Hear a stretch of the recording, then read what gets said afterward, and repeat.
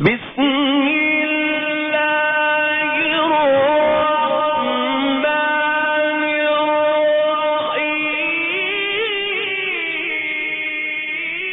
الرحمن الرحیم بسم اللہ الرحمن الرحیم الحمد للہ رب العالمین والعاقبۃ للمتقین والصلاۃ والسلام علی آلہ الطیبین الطاہرین المعصومین اما بعد فقال رسول اللہ صلی اللہ علیہ وآلہ وسلم الفاطمۃ بضعۃ منی صلاۃ محمد اللهم صل على محمد وعلى محمد.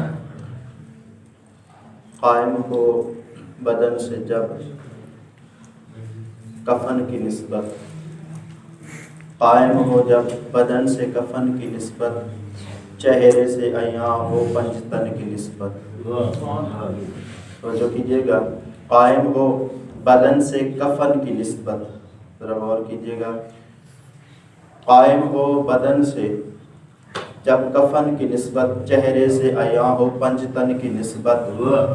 یا رب ہماری تقدیر میں لکھ دیتا حشر زہرا و حسن و حسین کی نسبت. ہمارا موضوع اس میں جناب سیدہ زہرا سلام اللہ علیہا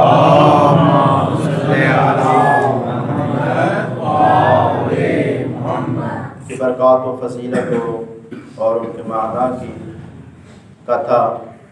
تو اپنی گفتگو کے آغاز سے پہلے ایک واقعہ آپ کی خدمت میں عرض کرنا چاہتا ہوں جو آپ کے لیے تشویق ہے، آپ کے لیے حوصلہ افزائی ہے.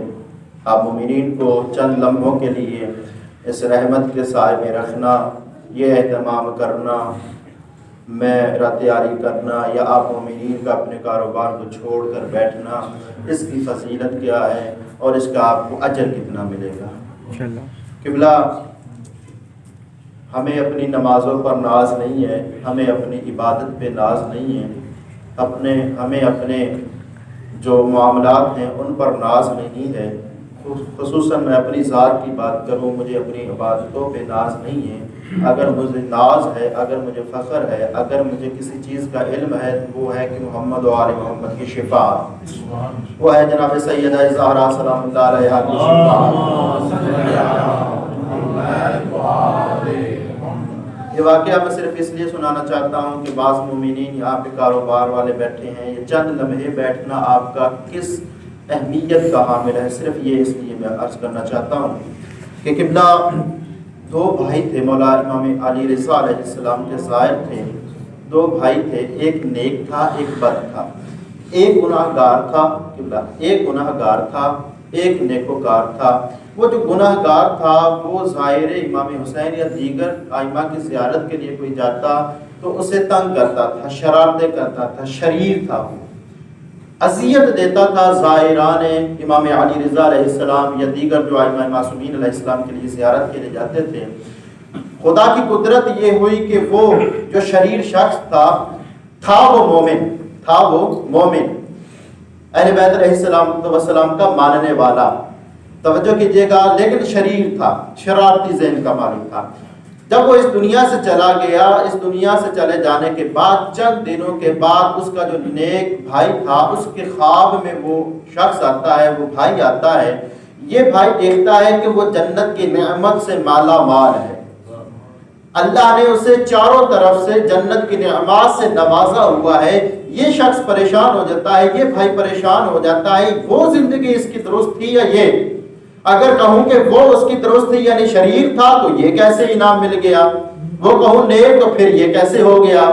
وہ کہتا ہے میں حیران تھا، اسی حیرانگی کے عالم میں نے پوچھا کہ اے بندہ خدا، اے میرے بھائی تو بتا تو صحیح، تو دنیا میں رہ کر تو لوگوں کو ذلیل کرتا تھا، تنگ کرتا تھا، تو گناہ گار تھا، یہ اللہ نے تجھے نعمات سے کیوں نوازا ہے؟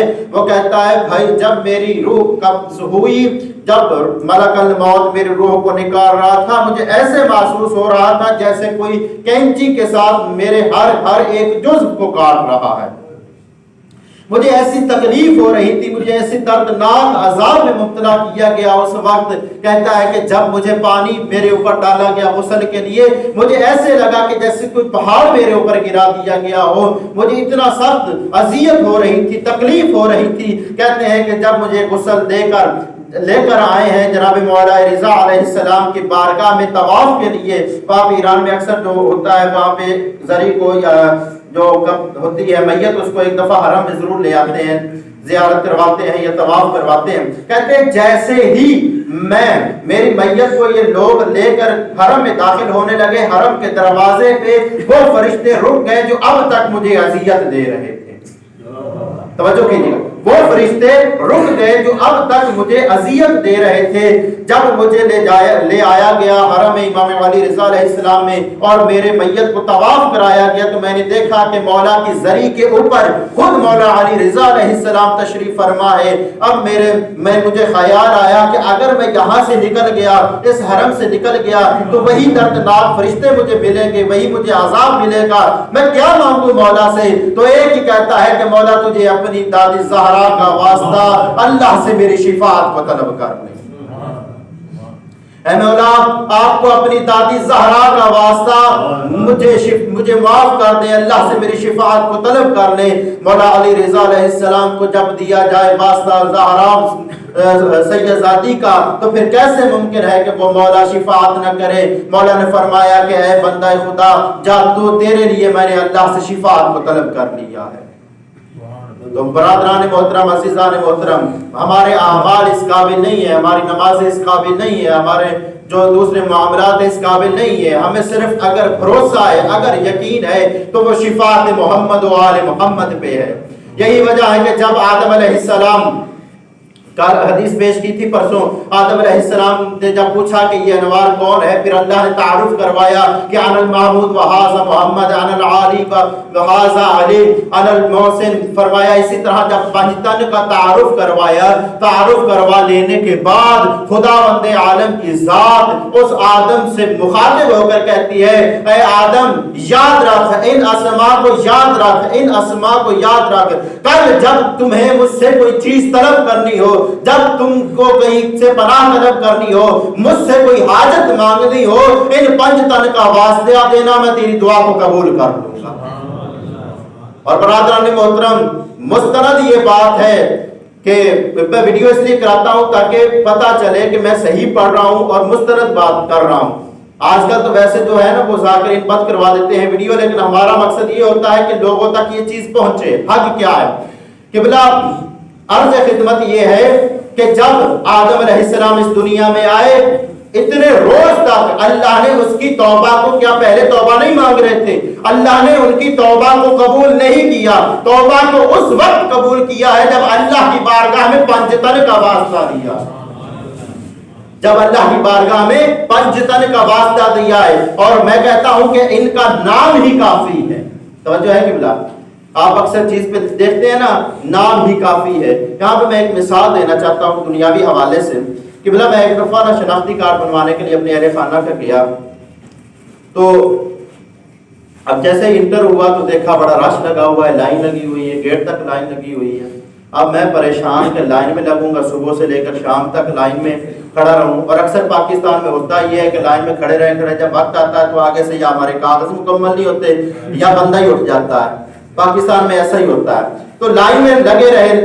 اب حیران تھا، پریشان تھا کہ اتنا وقت میرے پاس ہے نہیں. اب میں اس نگہبان کے پاس، اس گارڈ کے پاس گیا، میں نے اپنا تعارف کروایا کہ قبلہ میں فلاں ہوں، میں ایک معزز شہری ہوں، میں فلاں علامہ صاحب. اس نے کہا جو مرضی ہو، آگے نہیں جا سکتے تم. اب دیکھا کہ شناختی کارڈ جو بنا رہے تھے، ایک کمرے سے دوسرے کمرے میں، دوسرے سے تیسرے میں، آخر میں جو بندہ بیٹھا تھا اس کے دستخط ہوں تب جا کے مکمل ہوتا ہے. تو اب کیا ہوا، میرے ذہن میں ایک بات آئی کہ فلاں بندہ میرا ایک واقف ہے، فرحان نام تھا اس کا، ملتان کا. میں نے اسے فون کیا کہ آقا اس طرح مسئلہ ہے، میں چاہتا ہوں میرا کام جلدی ہو جائے. اس نے کہا کہ اس طرح کیجئے، نگہبان سے، اس گارڈ سے میرا نام لیجئے، آپ میرا نام لیں گے، آپ کا کام ہو جائے گا. کہ بلا میں اسی گارڈ کے پاس گیا ہوں جو اب تک مجھے اندر نہیں جانے دے رہا تھا. لائن کی بچت کے لیے میں نے کہا کہ میں فرحان صاحب کی طرف سے آیا. وہی گارڈ جو مجھے اب تک روک رہا تھا وہی لے گیا اس کمرے میں جو آخری کمرہ تھا. تو وہاں سے مجھے ایک بات پتا چل گئی کہ یہ نام ہی کافی ہے, اسماء پنجتن ہی کافی ہے خدا کی بخشش کے لیے. خدا کی بارگاہ میں ہماری بخشش کے لیے ان کا نام لے لینا ہی کافی ہے.